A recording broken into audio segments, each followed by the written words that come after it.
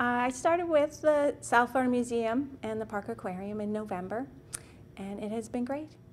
I feel like I came in and everything is sort of what I expected it to be, and just taking good care of manatees and just continuing that good care of manatees and developing more of an understanding of our guests, and even for the museum itself, about manatee rehabilitation and rehabbing manatees and releasing them to the wild.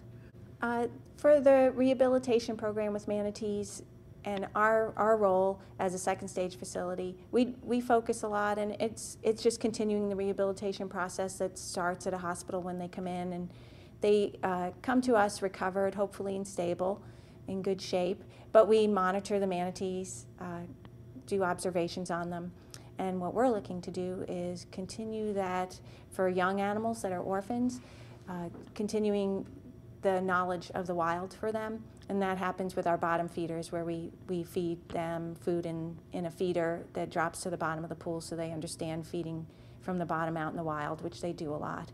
We feed a variety of plants to them so that they get a good variety and understand not to eat just one type of plant, but many things. And we even offer some hydrilla hyacinth, which are natural.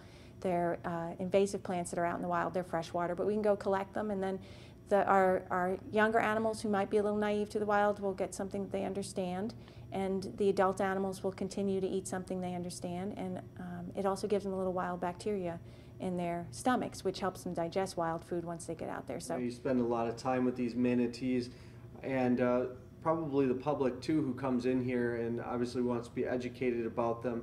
What is the thing you want to emphasize the most to people? Yeah, I think that the biggest message that we give to people is that there's a rehabilitation program for manatees. It's really successful. We've been a huge part of it for 20 years, and releasing manatees, helping them get better and release them back to the wild. But it's some conservation that happens in their own backyard.